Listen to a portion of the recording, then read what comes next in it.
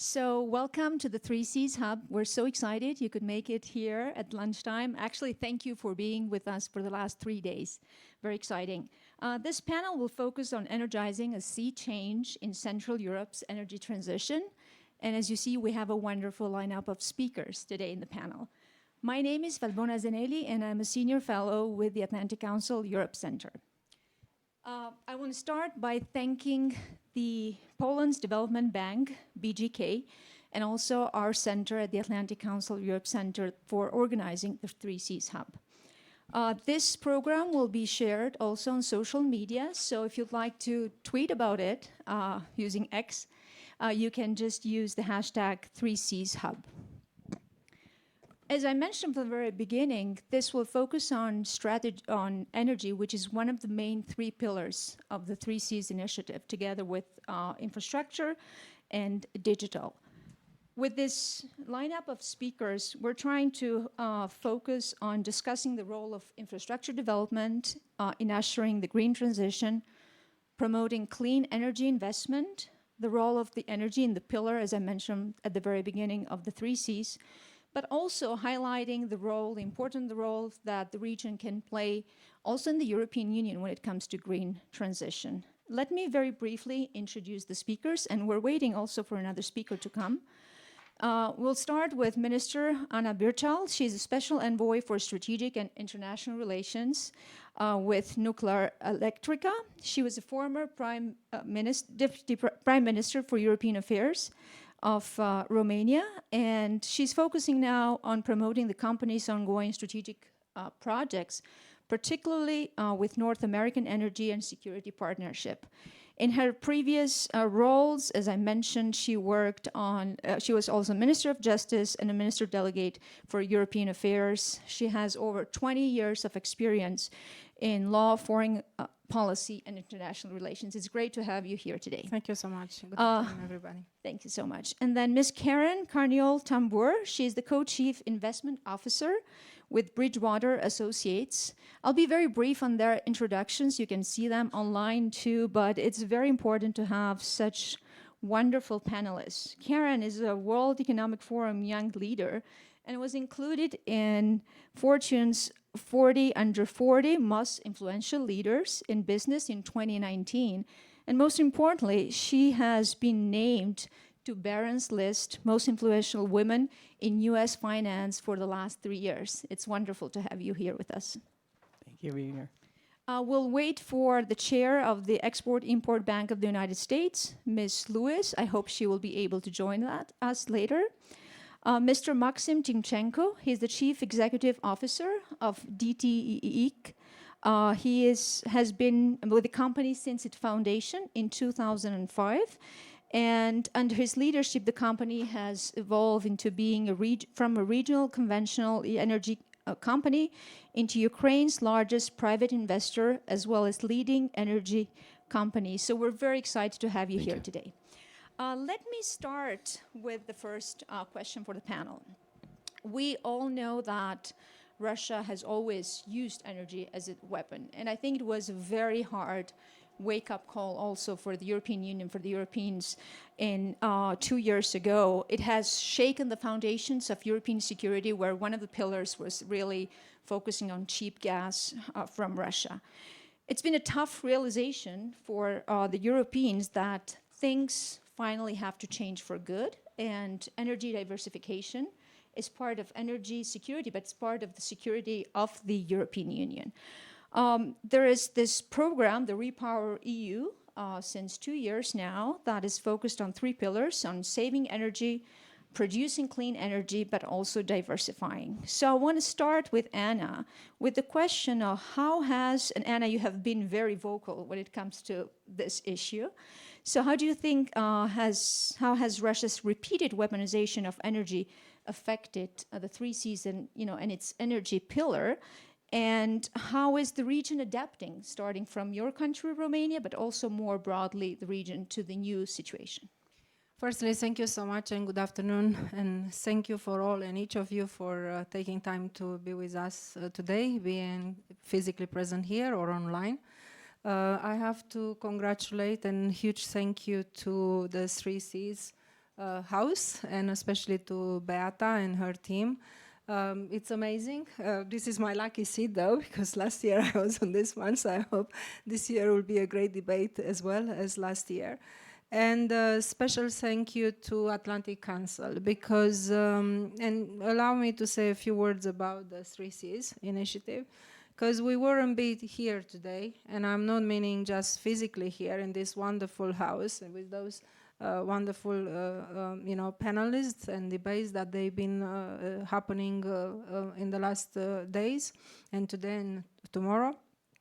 But practically this initiative would have not be here and get the results so far, and laying the foundation, the strong foundation that we can build for the future without the efforts of Atlantic Council and US. And I can tell you from my personal experience, because I've been involved with the 3Cs initiative since 2017, and particularly in 2018, when as a Deputy Prime Minister, I was, and with Beata and everybody in Poland, we've been pushing, and we launched in Romania the Business Forum and the fund. And last year, again, we took advantage of the great success of the 3Cs fund, and Beata had an amazing idea with the whole team and everybody involved in the 3Cs to really launch the association. And I will come back to that for a second, because this is important for all of you from the business community, because it's involving you directly, and you could become members, and I encourage you to become members, because that will be a great success story that I will be happy to report next year, along with everybody involved in the initiative. So this is an initiative that was, as you know, was launched to actually give a boost and give a chance to Central Eastern Europe countries, but the whole countries from the 3Cs, where we could develop and involve the business community in developing those interconnectivity projects. And in those three strategic domains, energy including, because energy, and now I'm coming to your question, energy has always been seen in our part of the world as a security matter. So, I recall it in 2018 and 2019, when, quite frankly, weren't that many courageous countries or courageous politicians to take the stand and say, hang on a second, watch out what Putin is doing, weaponizing the energy. Well, in fairness, and I take great pride and honor, and this is not to, promote ourselves in front of you, because, this is well known, it's been public, but it is a reality that in 2019 it was Poland and Romania, and I was the one from Romania, who on the record said on and on, including in Brussels, informally and informally, saying, watch out what is going to happen, because the way Putin is going to use energy is using it as a weapon. And unfortunately, we were right. And we wish we weren't, and that's why if more people and more countries and, quite frankly, more people from the EU would have listened to us, probably today, for sure, we would have not been in the situation where we are today, when, including, as we speak, Putin is attacking the critical infrastructure of the energy in Ukraine. And I will come back to that in a second. So, I think there were hard lessons learned. But you know what? At least I'm hoping that we, learning those lessons, we are actually preventing it in the future, because Putin is not going to stop of not trying to weaponize the energy. And we really need, and I'm pleased to notice that now at the EU level, and everybody was waking up to realize how dangerous it is to allow the energy to be weaponized. And yes, we are very right to look at the energy from the security point of view. And I'm coming back to Romania. And, energy, it's not just an economic issue. It is a strategic security issue. Because I can give you the example of Romania. I'm very proud of my country that since at the beginning of the nuclear power plant, we are the only one in Central Eastern Europe who from the very beginning, and that was more than before I was born, we took the decision to actually go with the North American technology, with the CANDU technology. And that's why we are having now 2 reactors working, producing nearly 20% of the energy of Romania from those 2 reactors, and we are building 2 other reactors with the same North American technology, as well complementary with the SMRs that we are promoting. And I think it's a great example where, strategically speaking, having a courageous decision, because it wasn't that easy from the whole Central Eastern Europe countries to be the only one saying, you know what, we are going with the North American technology, because you know what, it is important in the energy. Who are your partners and who do you trust to be your partners? And that's why I'm particularly happy that the US companies and other companies are investing in the energy sector in our region, because, as I said, for us it's a matter of security as well. So I think, going forward, we need to be alert, to continue to be alert, and to block any initiative of trying to weaponize the energy. Because as I always say it, energy, it's a basic human right as well as it is a matter of the security. And we do have a great opportunity now if we are combining our efforts. And that's why I encourage to look very closely at the projects that are being promoted on the 3 Cs and now through the business association on the energy front as well, or especially on the energy, because we are talking today about the energy. Well, thank you very much, Anna. Great points. I think we're going to come back to some of that. Let me just go back to one of your points. Do you think that the Europeans are still in a reactive mode? Are you afraid that in the future we might see the willingness, at least, I don't know if it's not work hard or not, to go back to business as usual? How do we make that sure that we really, energy diversification, which you mentioned, is a issue of security, it's an issue of resilience. How do we stick with that? Well, I am very happy to see that at the EU level, it was realized and is now being promoted to allow the energy mix, the diversification of the energy mix, to allow it at the level of each member state. And I can give you the example of Romania. We are in a very good shape because we've been having this good balanced energy mix. I mentioned the nuclear, so we have 20%, and if we are completing, when we are completing the 2 other reactors plus the SMR, we will be able to be an exporter of the energy security in the region. As we speak, we are helping Ukraine from Nuclearelectrica. We are helping Ukraine and Republic of Moldova as of speaking today. But likewise, we have a good source from the renewables, from the hydro, and so on and so forth. So, I can wish to have more solar in my energy mix, but guess what? In Romania, the sun is not shining as long as in Portugal. So that's why this is a concrete example of a good realization at the EU level, and it's not a criticism. It's actually now saluting, realizing that you need to allow the energy mix to be established based on the realities on the ground of each member state, and this is happening now. So that's why I'm confident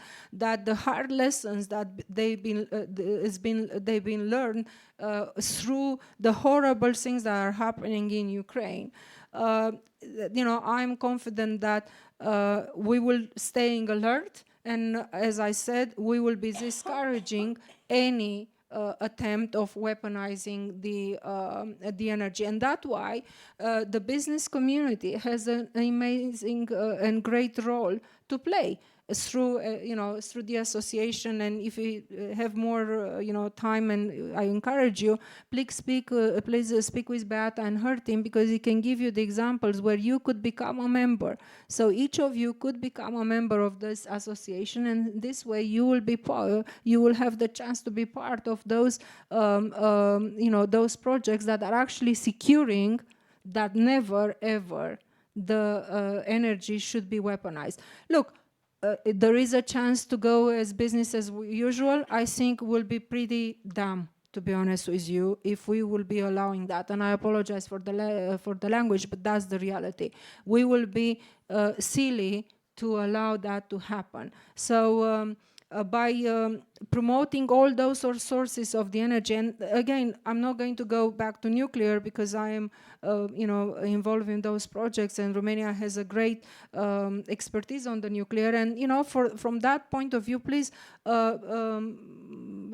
at Nuclearelectrica, because we are very happy to share from our experience, including from the regulation point of view, because in Romania we have a very strong regulator on the nuclear field. So I think practically if we are seeing the sources of the energy, like for example the energy from the nuclear, that is not the most, nuclear is not the bow in the room that everybody is supposed to run from. In fact, it's been the narrative that's that was the narrative, but you know what, that was the narrative encouraged by the ones that either they were ill-intended or they were they were acting with the ill intent of weaponizing the energy, because it is science, not politics, when that the sources of the energy from the nuclear, the source of the energy from the nuclear is one of the most cleaner source of energy. So, that's why I'm pleased now that, by looking at different sources of the energy, and they need to understand that they should not compete with each other. Okay, they should be a complementary with the common goal of securing the energy as being what the energy is supposed to be, an instrument and the base for developing your country and giving your people the right to have access to a affordable, sustainable source of energy. Yeah, thank you very much. And most importantly, it's security. It's about the security of Europe. Karen, I'd like to turn to you, and I'd like to see this more from a macro perspective. Over the last 3 days here, we have heard people from the business community, we have heard policymakers, we had a panel with prime ministers from the region talk about the importance of investing more and linking the 3Cs initiative with the green energy. But we also know that the region needs more investment, private investment too. So what I want to ask you is that, how do we make that, in order to make the region an ideal place for these investments to come? What do we need to have? What is the legislative infrastructure, let's say, to create a friendly business also environment for those investments to invest in the 3Cs countries? From the also, when it comes to what should the government do in terms of offering subsidies to companies that want to diversify, want to look more into the green energy. So what would you recommend to these countries in Eastern and Central Europe in order to develop the environment to attract more investment and be successful in the green energy transition? Well, thanks for the question. It's great to be here. From a very macro perspective, and we're not deal makers, we're very much macro investors. Just like you suggested, private capital decides where to go very much according to the landscape that policymakers set. And so you should think about it as the policymakers sort of create a landscape and rules of the game that, combined with kind of economic realities, then direct money and where it ends up going. And well before Russia ever invaded Ukraine, Europe obviously made it a goal to say we'd like to cut down carbon emissions. And not just that, we want to be a leader in this. We think we should be a leader in this. And if you kind of very broadly split what governments do and kind of the landscape is, they have carrots and sticks, right? And so you can address the desire to, green your energy mix with sticks, tax carbon, have a cap and trade scheme, limit supply, tell people they should never do coal again, et cetera. Or with carrots, where you put out incentives, make certain things more economically attractive than kind of the economics of whatever the energy lays out at that point. And prior to Russia ever invading Ukraine, I would have said Europe was like the world leader of the sticks approach. So everybody else was kind of scared to go down the path of really putting a price on carbon, because the experience of either creating higher inflation, because now it's more expensive to do things and have energy, or creating a supply shortage where now you're telling people don't do coal, maybe eventually you'll have less energy. Most countries were relatively scared of doing this. It was very obviously politically unpopular in the US and so on. And then Europe had kind of said, we're going to be a leader in this, and became really the leader in setting up a structure that was discouraging of business investment in areas that were carbon heavy, and not that much on the carrot side. A lot of sticks, not a lot of carrots. And kind of feeling good about themselves. They were world leaders in this. And I think Russia invaded Ukraine was a shock and a trauma that really led us to a world that, you know, Europe's not going to go back to. Most importantly, because it made acute that dealing with your problems through supply shortages is a miserable experience and is a path for complete economic failure way bigger than whatever is happening with just your energy system. So realizing that, you know, we talk a lot about growth going up, growth going down. What happens to growth where you literally don't have energy to run the economy? That's a very big deal. And so I think that trauma of actually having supply being limited made that, you know, stick approach seem a lot less appealing. And there was a sense of, well, we can't do this through supply limits, right? Like we can't possibly allow this. And so in some ways, I think it was really good for Europe because it showed Europe that this is a security issue, and it showed Europe that it's going to be really painful to deal with this if what it means is taking the economy offline.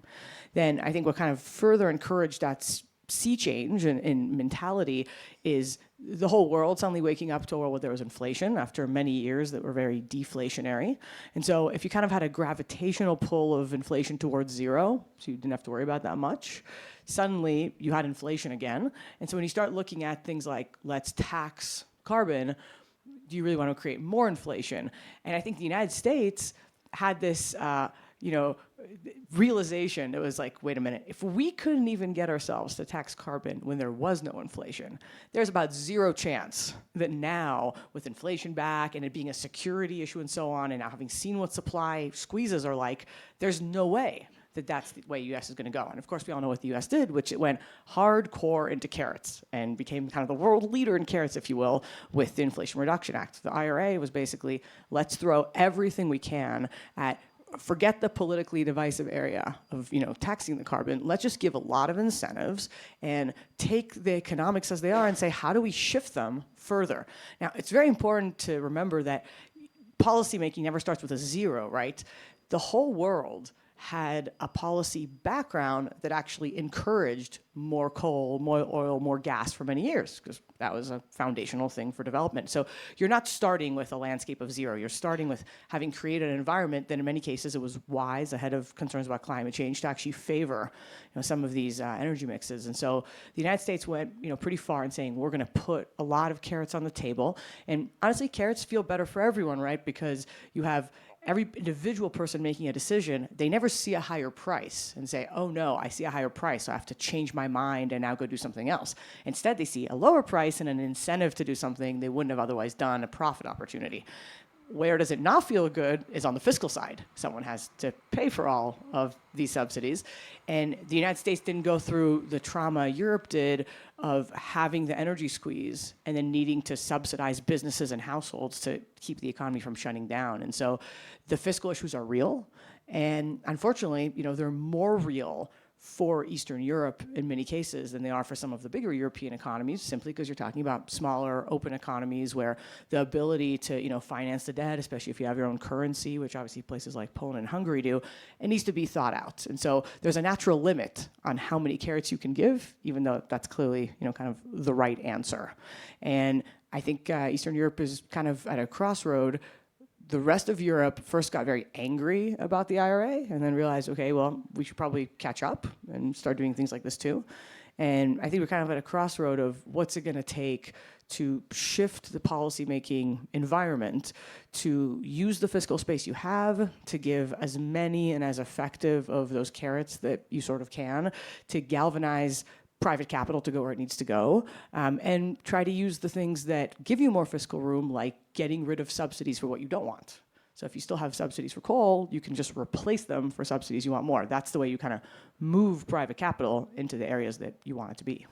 Could I complement something that, as a concrete example, because you rightly mentioned that Central Eastern Europe is a little bit exposed in terms of the energy, and I go back to the nuclear, where again, U.S. realized the importance of the energy as a term in terms of the security in our region and is stepping in. That's why the Project Phoenix was launched. And if you look at the Project Phoenix, It was based on the success story of Romania, an example of Romania with the SMRs, and the role that we are taking to promote the SMR technologies, because complementary with the traditional civilian build reactors in the nuclear. But I was mentioning in my intervention that from the whole Central Eastern Europe countries, Romania was the only one who was going with the North American technology. What does it mean this? You have a market of at least 200 billion euros that is there for grab for the US companies and other companies to step in and to go, because we took the decision not to go to any other technology, well, not with the Russian technology. So, having the Russian technology in the nuclear in Central Eastern Europe, guess what? All those projects are being now promoted and developed because the nuclear is regaining its place in the energy mix as a source of a good clean energy, as I mentioned. That's a good example where you could actually not just give us the security, but it's very lucrative from the business profitable point of view. So the project finished, it was mentioned in Bucharest, it was launched in Bratislava, and if you look at the countries that are being in this project with the support of the US Maxim, because they are financing this, are the countries, Poland, Czech Republic, Slovakia, and other countries from the initiative. So it's very right what you're saying, but this concrete example of the Project Phoenix, it shows how we actually are taking care of not allowing the previous behavior to allow the energy to be used for other means than the means that's supposed to be used, not as a weapon. Absolutely. And Anna, that's why I like this panel, because I really like talking about projects that have been successful out there. We have discussed the political will to do more, but as you were saying, we need to bring in, the private companies with new technologies, with Western technologies to work in these areas. But I'd like to go back to Karen. So you explained, Karen, what happened in the United States. So if you see from the perspective of investors too, that want to do more when it comes to green energy, what would you say are the main areas that you see great potential in the 3Cs countries? Well, what I would say is that one of the things that worked really well with the Inflation Reduction Act, was really remarkable, is that all the companies that had heavy emissions, or were even close to the topic of the IRA in a very general sense, got very involved with trying to explain to the administration what were the issues that made it uneconomic for them to make certain investments. And so, one example of this has been relatively public is the US oil companies sort of said, okay, you keep telling us we should worry about fugitive emissions, but there's no direct money to be made in cutting fugitive emissions. So here's roughly what it would cost, here's roughly what it would take to make that a money-winning proposition for us. And so by the time the IRA was really engineered, there was a lot of understanding of which small amounts of subsidies could then release much bigger sets of capital to come after and serve more purposes. The one note I would make is that if you kind of look at the different industries in Eastern Europe, you have a lot of industries that have opportunities to be transformed, and a heavy emissions profile and a sense of technologies that could be picked up and transform them. And so I really think it's on policymakers to understand what are the limitations from taking that corporate cash and action and borrowing capacity and going after those opportunities, and how can policymaking change that? Yeah, Thank you very much. concrete example is with the cold mining, cold plants that actually are used for the potential deployment of the SMR. And Chair Lewis knows this a lot, because she is behind big time of the, not just Project Phoenix that I mentioned earlier, but supporting all those efforts in our region. Well, thank you very much, Chair Lewis, for joining us. I know that you had a very busy schedule, so we're excited you're here with us. We started this conversation, and we're looking at from also the idea of the private sector, what needs to be done more, where do we need to invest? Karen was talking about the regulatory framework and how to create all the necessary conditions for the green green transition in the three Cs countries, but more generally in Europe. I'll let you breathe a little bit. I'll go to Mr. Timchenko. And so we're talking about the, what needs to be done, but I want to hear from you. I know that you are one of the main pioneers in Ukraine, but also in the region when it comes to these green transition. If there is success stories that come from the region, I think in this case, these are from Ukraine that are coming in the midst of the war. So please tell us more about what you have done and what do you see some of the areas of the greatest potential for a future green energy transition. Thank you very much. Thank you for inviting and asking this question. But if you allow me to go back to security. Absolutely. I mean, that's related to security. How Russia weaponized energy. Just 2 years ago, 40% of gas to Europe were coming from Russia. 40% of coal coming from Russia. I remember European voices saying that Nord Stream 2 is purely commercial project. And a lot of facts that, unfortunately, our European friends were so naive, thinking that Russia can be a reliable partner in energy. Today, everything changed. And today, I think that we all understand that we cannot talk about European security not only in military, but in energy without Ukraine. So we are the largest private energy company in Ukraine, having 55,000 employees, and going through all this 23 months of the war. Not only on military front line, it was energy war, as you rightly said. In October 22, Russians started massive shelling of our infrastructure.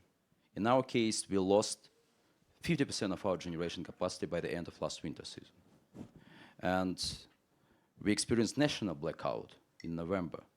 Such a damage of energy system of our size that never been experienced in the world. And since April 23, we did everything possible to restore all this damaged generation capacity. We built stock of spare parts and equipment. We produce enough coal and gas in Ukraine so that we grow through this winter season. Moreover, we did export of power out of Ukraine. And that's just one example how Ukraine can play the role in energy security of Europe. I remember first weeks of full-scale invasion when Ukraine stay isolated from all energy systems. Because on the first day of invasion, we disconnected from Russia and Belarus. But it was 3 days test period as part of synchronization program, which should be done in 2025. But we disconnected forever. And then three weeks we were insulated regime. And I'm so grateful to our European and American partners that we managed to connect our grid with European just in 3 weeks, although it was scheduled in 24, 30 months. And at that moment, what we said, please help us now, and we will help you in the future to become more secure. Why? Ukraine has one of the highest potential in wind and solar. We have a lot of land to build more. We have the second largest deposit of gas, natural gas. And we have the largest gas storage in Europe.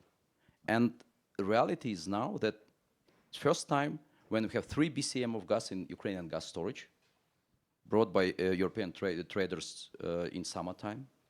We, as a company during the war, built new wind farm, invested 200 million euro, and now we in principal agreement with our partners from Denmark to build the second phase, investing 450 million euro, just 100 kilometers from the military front line. We do export of power out of Ukraine, green power, or clean power, because 56% in our generation mix is nuclear, can be seen as a clean power. Our company, Ukrainian company, built the first wind farm in Romania for the 10 years, and we are proudly saying it. We commissioned it last month. We built new solar farm in Romania as well. We restored new transmission line, restored transmission line with Poland, and all happening during the war. And this is very practical, very concrete examples how Ukraine contribute to energy security of European Union. What is missing today, and I'm talking on behalf of our company and corporate sector, private sector, is capital. Unfortunately, today we have very limited access to capital as a private company because of situation in Ukraine. And unfortunately, absolute priority of IFIs, EBRD, EIB, and other institutions is to provide funding to state-owned companies. It's probably time to change this policy. It's probably time to help us, because we know how to build. We demonstrated that we can do it during the war. We're in this business for more than 20 years, and I'm talking about my colleagues as well. And probably it's time for US Exim Bank support GE Vernova and bring their turbines to Ukraine and build new wind farm with us, because we have ready to build 650 megawatt by end of this year. Probably it's time for DFC to help us in further development of our SMR projects, because today we are the largest coal mining company and thermal power generation, but also we are the largest renewable company in Ukraine. And this is the way how we want to make this transition and bring this technology to our coal power stations.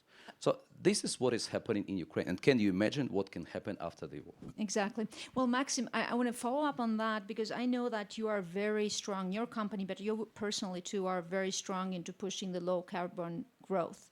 And so I want to discuss more, hear from you what could be some of the areas, but also you mentioned the barriers, and we're going to talk about private capital also with Chair Lewis. But what are some of the barriers that you have felt over the since 2005 that you have been involved in your company? In Ukraine, but also what you have seen in the other countries of the 3 Cs. Where do we need to speed up? Because I think, all the changes that we saw in the European Union, I think the European Union reacted very well under crisis. Things that will have taken a long time to go through, it looked like we reacted quickly. So what do we need? What are the lessons learned? What should we do better? It's true. I was so surprised seeing how united the European Union in bringing this 40% to less than 8% by end of the year. That's extraordinary achievement in terms of gas supply and share of gas in generation mix. So again, based on our experience, we can build 380 megawatt wind farm in 20 months. It is impossible to do it in any European country. So in this sense, development, access to the grid, support of local authorities, and all other factors in development stage of the project is very favorable in Ukraine. And probably it's something that can be learned from European countries. So we had experience with all support, and I was also very, very pleased to see how supportive was the Romanian government in helping us realizing this project. But I think the development stage and time for development should be squeezed. It should not be taking 5, 10 years for some countries. It's one barrier. The second, we need to build more interconnection. We need to start investing heavily into the grid, because green transition mostly associated with the power generation, solar and wind. But now grid, battery storage, we need to bring more flexibility to this system, and we need to make sure that during different times of the year, power can flow from south to the north, from north to the south in Europe, including Ukraine. Thank you. I know that you had a meeting with the EU Commissioner for Energy right before our panel, so I hope that you have some good news when it comes to more investment on renewable energy, but maybe you'll share with us later. Chair Lewis, we were waiting for you. I know that in terms of even, starting with the commitments that the U.S. took at G7 summit in Japan back in May 2023, Exim Bank has been very much involved with the objectives to advance digital and energy infrastructure worldwide. And I saw also one of your interviews where you talk about low and middle income countries that require robust infrastructure, so you understand what is required in these countries, and that the U.S. will be ready to support and help these countries, but also supporting U.S. companies that want to invest in the area. So how do you see the 3Cs initiative from that perspective of supporting these countries, but also giving a stronger hand to U.S. companies in terms of creating the certainties also of reliable investments in these countries? You know, that's so right on point when you talk about how can we give not only American companies, but how can we give the foreign buyer who want to purchase goods and services, and I have to emphasize services because people think it's not, from our U.S. businesses. We as an institution that lends on commercial terms, it's important for us to be working with organizations like the 3Cs. From the very beginning, when Beata was coming with the delegations, talking about the transition that was taking place in the U.S. in terms of how, from a just straight commercial side, where would the U.S. institutions be in order to provide financing resources in the region. And so we were really excited in the work that we did, not only at USXM, but also with our other colleagues at DFC and with TDA, Department of Commerce, Energy, and the like. The reason I bring that up is because we all know that one agency cannot do it alone, let alone one corporation can do it alone. We believe that, one, we're working as a whole of government, and in the whole of government, I think you recently just saw that USXM participated in a number of delegations, one to Poland, one to Romania, where we had the ability, not only were we working with our ambassador teams there to promote the letters of interest on the different types of projects. At this time, it was nuclear, small nuclear reactors. But it was also, we wanted to send a signal to the market, and that's what those letters of interest, we believe, produces. Because a lot of what happens is people just don't think we're in the market. And so when we can work with the company or work with the sovereign in the region about projects that they're doing, that's a first indicator.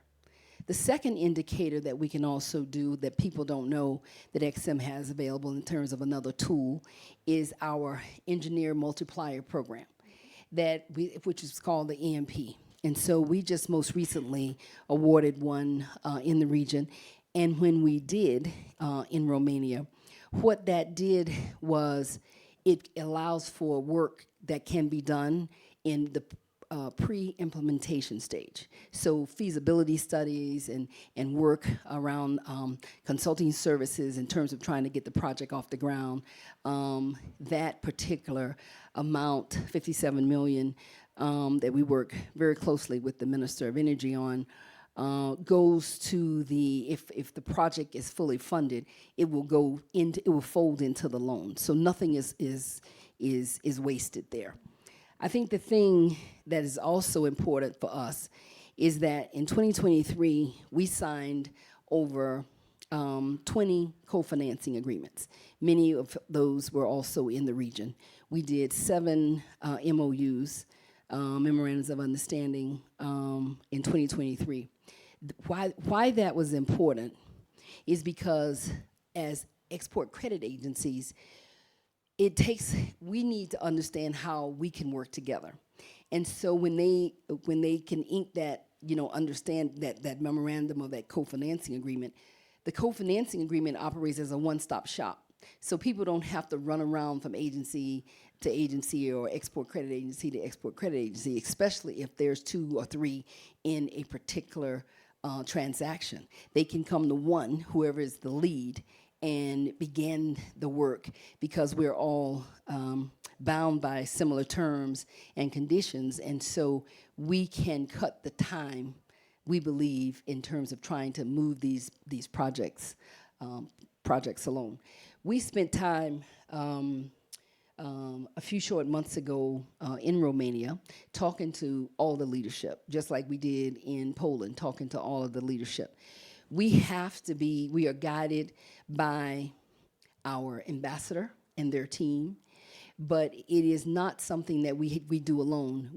In terms of how the foray was made, it is about the fact that we all had to have deliverables, because XM is transactional. I mean, so when you speak about the G7 and the PGI commitment, when the president showed back up this year, he wanted to, all of our government agencies, what have we done?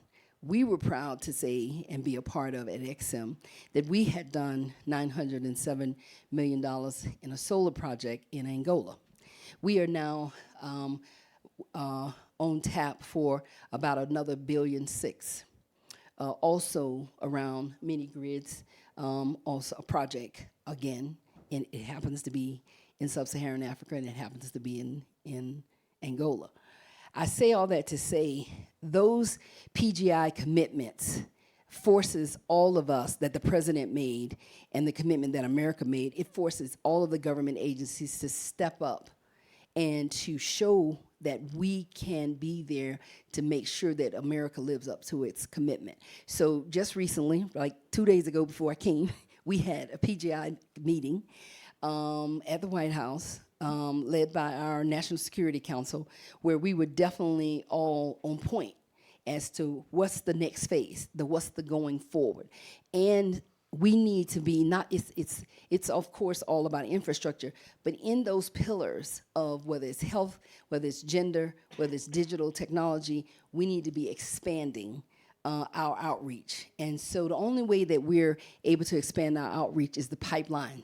We have to talk and be in settings like this where we can find out and learn early about projects so that we can then pull all of the resources that, say, an XM bank would have to bear, to try to be in that particular transaction to help an American company or a foreign buyer.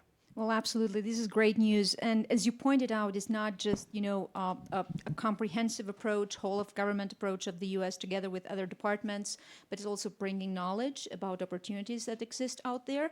But I'll say one of the most important things is also the reputation that the U.S. Exim Bank brings. And that creates the agglomeration effect that it attracts more interest from the private businesses.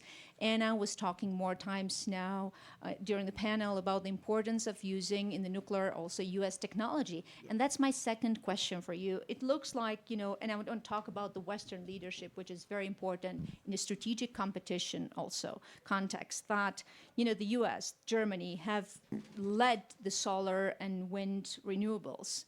And how, why are we allowing China, for example, to take over or try to take over in some areas? Is it time for the U.S. and other European partners to think about a 2.0 approach in terms of funding newer and better options? Because all the countries of the 3 Cs, they are members of the former 16+1, now 14+1, because China saw an opening in terms of investing and lending money to these countries that have an infrastructure gap, both digital, energy, with the other core, Western European countries. So what should we do better in terms of to be at the forefront of technological developments? One of the things that we have been asked by Congress to do is to use some different financing tools that we have when any of our American companies are in direct competition with the PRC. And so Congress awarded us with the lending cap of about $135 billion. We've spent about almost $35 billion of that in terms of authorization. We have another $100 billion. I say all that to say, when entities see the fact that XM can fund projects as large as $900 million, almost $1 billion, it sends a different signal that they thought that was not the, we were either not, one, in a sector, or two, we didn't have the ability to lend up to that amount. So there, we have no cap. We're looking for projects. We have to look for projects. On the front where we call it CTAP, it's our China Transformational Export Program. It allowed us to provide some additional flexibilities around content. It allowed us to have some additional flexibilities with terms and conditions. Now, all of us in the G7, we abide by the OECD rules, which then this year in the negotiation allowed for some additional terms that are longer now. And so we're able to also provide up to about 22 years in these projects that we're doing. And that's pretty remarkable because people need that length of time as these projects are moving and getting off the ground. And then just one last comment. When you say, you know, is XM bringing, you know, it's, from a reputational perspective, you know, we have had a long-term reputation of the ability from a financing institution to analyze these very, very large and complex transactions, whether it's from a financial perspective, whether it's technical, whether it's legal, and then, of course, from an environmental perspective. And these are some very challenging deals. And so that's why when we can band together or collaborate with our other ECA partners, that is one of the things that we're looking to do. I think a super quick comment on this topic was just that I think that often, both throughout Europe and in the United States, but even more so throughout Europe, there's a lack of acknowledging just how much money China spent to get ahead to where they are. And that when you look at the spaces that are where they're really coming in and competing with Europe, like car industry, I mean, this is like Europe's pride and joy, right? And you have China coming in and suddenly being extremely competitive in electric vehicles when these should be European, you know, national champions. It's forgotten just how long and how, you know, kind of relentless China was in developing that capability. They invested in EV technologies for well over a decade, and at any point you could look and say, let me tell you all the money that they totally wasted, that they tried and it failed, and they tried and it failed. But they had a long-term view that it was worth trying and failing because strategically this would be a big security advantage for them. And they weren't gonna go and fight over every dime or think short term, even when particular programs failed. And so when we look today and have now the fear of, oh my God, are the Chinese really gonna beat us in EVs in Europe? We should be leaders in this. We need to remember that it takes that kind of thinking and that we're dealing with competitors that we're willing to, you know, really invest. That's why we need Okay, and I understand exactly where she's coming from, but one of the things that's most critical is everywhere we travel, everywhere I have traveled these last years, they want new technologies and they want American technology. Exactly. They want the technologies that's gonna work. They want technology where in the workforce is hired in country, not bringing it in. They want to understand that when this project is over, that we are partners. And so I haven't been any place, nobody wants to have anybody choose. People want the best. And in the best, they have been asking more for American companies. One of the things that we have found is that our American companies don't know. So we have to spend a lot of time working with the embassy, working with the Department of Commerce, marketing to American companies about the opportunities in the region, but then also they want to know, is XM going to come along with them? It gives the security. It gives them that ability to understand that if you are doing projects that's backed up by the full faith and credit of the United States, then it gives them security and stability to know that they're going to be in a region where America is going to be right there with them all along the way. Yeah, and that's what I want to underline what Chair Louise was saying with the concrete examples. In Romania, I was talking at the beginning, where we've been showing that US and the US administration, US government, and US companies are here not just from the commercial point of view, but from the strategic point of view as well. And I can look, it's not because you are present, but it is fair to say that, you know, through Chair Louise's personal efforts and her wonderful team and all the other agencies, including USTDA and DFC and the Department of Energy and Department of State and everybody in the administration, but particularly to you and to your team's efforts, when we got the 2 letters of intent for the nuclear projects in Romania, that gave not just security and confidence, but actually was the signal to the market and to the region that forgive me my language, but that's how we view it, that the Americans are here for good on a medium to long-term basis on projects that are so crucial and so strategic. And Chair Luis, may I allow me, please, with one humble suggestion. Beata, and through the 3 Cs fund and hub that we are hosting here at the House, we launch in Bucharest the business association of the 3 Cs. And I think we could use together our efforts and with the Atlantic Council to promote among the US companies the great opportunity of not just becoming the members of the association, but being part alongside, having the backup of the US and US Maxim, strategically speaking, that they could actually be partners in those projects that, quite frankly, from my point of view, and our point of view back in Romania, is seen as a strategic security matter as well. But again, thank you for all your efforts that you're doing, because practically you are helping us not just to build up our resilience in front of what the Russians are going to continue to push, and the Chinese for that matter as well. You know that in our nuclear power plant,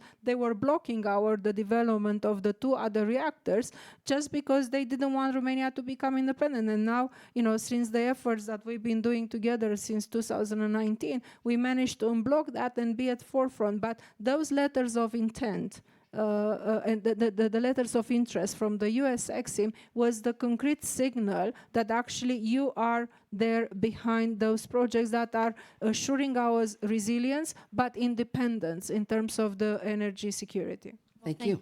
Thank you very much. And I think that's why events like this are great in terms of raising awareness, as you were pointing out, Chair Lewis, among the U.S. companies on what can be done, what are the potentials out there, such as in the 3 Cs initiative.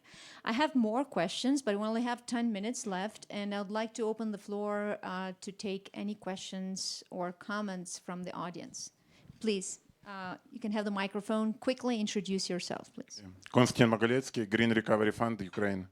I would like to reiterate the message of Maxim Timchenko that there is a very big issue in Ukraine in terms of basically absence of any capital, especially in terms of equity for Ukrainian green projects. Yes, and in terms of green transition, Ukraine is the largest country in Europe, as we know, and it's like the green transition in Europe wouldn't happen when we have like Poland, Romania doing all this great transition in terms of green and basically zero transition in Ukraine, because it's like in terms of nature, there is no borders. Yeah, so I would like to reiterate to those who could be involved and influence the situation that even during the last several years, there was zero equity investments from IFIs and others into this field. So it would be great if related institutions, including like DFC and others, could step up the involvement in Ukraine. Thank you.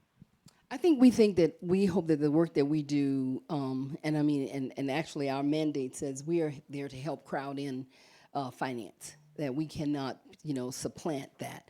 And it's not just from a XM perspective. I think as we look at our other governmental agencies like DFC that we work very closely with, that's what we're trying to do so that our exporters can bring in American technologies into these processes, but also for us to be able to work with the lending institutions and others in the private sector. And I think you are so right when you say organizations like Atlantic Council, who gives us additional convening opportunities to bring people together to not just talk about where we are, but to also be very practical and in reality about the projects that are going across the region that need financing. Because, we don't know everything about what's going on. We only know what's actually walking in the door. And that's why our presence at meetings like this and throughout the region and actually showing up. I think half the battle is about showing up.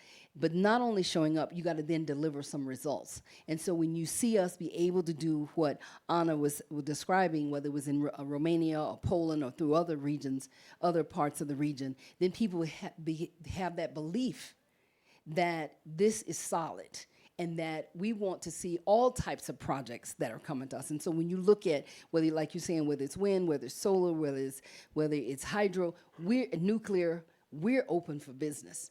And we're open for business not just by ourselves. We believe that working with our co-financing partners, we can have a greater impact. Well, another topic that we don't have much time to discuss is LNG.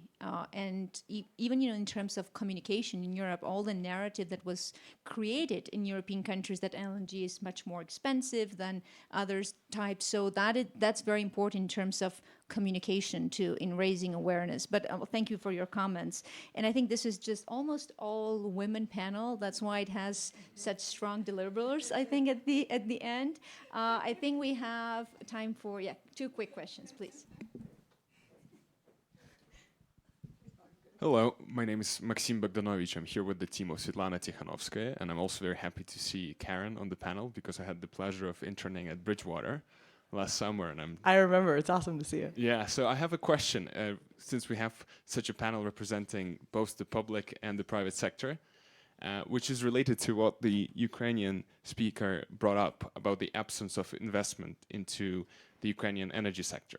I guess the most important issue that's preventing investment is the fact that it could be bombed. So is there, right now during the war, so is there any way that, say, public initiatives could take the downside on potential losses from the security concerns on potential investments in Ukraine, and then the private, which could incentivize private sector, maybe not necessarily Bridgewater, but other representatives, to invest into Ukraine, given that the losses from, say, an infrastructure project being derailed because of an attack or some other security issues are covered by a fund that's set up by the coalition of Western states. Thank you. And this is even more important for the future when we think about reconstruction and all the ideas. So maybe we'll take Jan's question, and then Thank you. I'm Ian Brzezinski from the Atlantic Council. So on behalf of the Atlantic Council and BGK, thank you for sharing your time and insights today. And the Atlantic Council will always take up your offer to convene events, particularly on the 3 Cs. With that, you've talked a lot about the opportunities of green energy. Talk a little bit about what makes the 3 Cs region distinctly attractive for investment, perhaps in the energy sector, if not beyond. Well, from our perspective, it is about their commitment to renewables, energy storage, and energy efficiency projects. XM, speaking just for XM, we have a congressional mandate in this area to make more financing available. To be able to see partners in the region looking and trying to fund those types of projects is very important for us. It helps us meet our mandate, separate from actually meeting all the goals that we all have to meet on the climate side. Then when you look at the G7, the PGI pillar, renewables is also right there. And all of the, I would say, the countries in the region, they're compatible to all of the work that we're all trying to do. So that's what I think makes it important for us. Our pipeline can only grow if we're seeing those kinds of projects. And now I think we've begun to see many more of them. Just like when you're talking about on the Ukraine side, we've always had at XM a commitment on the Ukraine, and we are hopefully very close to a financing. We have met with and worked with numerous ministries around their priorities there, and I think that will, once culminated, when we finish, the transaction, it will be another signal in the market that we are trying to continue to interest more American companies to be there now, to take up the mantle now. We know it is important, and that's one of the reasons why I spent a lot of time with the Commerce team, Department of Commerce team, to really educate our U.S. companies about what's going on, not just from the security side, but where the opportunities may be, but also they want to know what the challenges, they want to know who is going to be standing alongside of them. And so I think that the region is going to be, just they're ripe for opportunity. Let me just briefly connect the two questions because I see such a connection. You know, my lens is very much speaking to institutional investors all day. And I think institutional investors want to invest in Europe because honestly, Europe is priced well, right? Like the US is priced at a premium, a very similar company in Europe versus the US. You're going to get good pricing in Europe. The euro is competitive, the other currencies are competitive. So there's a desire to be in Europe. That said, investors don't necessarily, they look at some of these risks, they don't even know how to underwrite them. And it's not reasonable to have, one project become the reason that you hire a whole political team just to be able to deal with this one thing. So it's easier to just say, you know what, I'm just going to take that off the table. I'm going to do a Europe fund that doesn't touch risks that I just don't know how to underwrite. So that's why these public-private partnerships, organizations like yours, they can just unleash private capital by saying, this thing that you're not an expert in, let me help you take that off the table, and then you can bring the expertise you actually have. They want to be in Europe, and then the other thing I didn't mention, which is probably obvious, is a lot of institutional investors have a very specific mandate to spend money on the energy transition. They've literally been told by their mandates, you could make an argument that you could actually make money being the last investor in coal. We don't want you to do that. We want you to take your money and make it part of our national commitment to get to net zero. So they're looking for opportunities to do that. That means that they'll do it even at some discount because they want to be in that space. But they won't do it if they just can't underwrite a risk that they say, well, I can't go back and say I have this risk I have no idea what to do with, which is why these partnerships matter so much. No, and I can give you another concrete example where the cooperation between Romania and the US led to the creation of the Phoenix project that was launched in Bratislava, and I know your schedule was so tight at that time, and yet you took the time to come and launch it because the presence, as you said, it's very important to educate. So practically Poland, Czech Republic, Slovakia, so all countries from the Three Seas region are going to benefit from this partnership of the US by advancing the promotion and the deployment of the SMRs technologies in our region, which is another aspect of securing our energy. Absolutely. And so I'd like to point out at the end two key things. We're talking about also ESG principles. So it's important for sustainable development. So it's not just, how to invest in energy, but what the companies need to do to gain that reputation and continue to be, profitable in their businesses. And then the second thing, I think we tend to forget on both sides of the Atlantic that the foreign direct investment is the core bond of the transatlantic economy. It's 6.3 billion a year. So that is even sending those messages that we think sometimes we forget. That's the main markets where US companies invest in Europe and vice versa. That is very important. So thank you very much for being with us today. This was a great panel. I think it's just the start of the conversation, and we hope that many of these will continue, and I will have some real deliverables. And so when we meet next year here, we'll come with a list of projects that have been implemented. Thank you again. Bring those projects. To you. Thank you.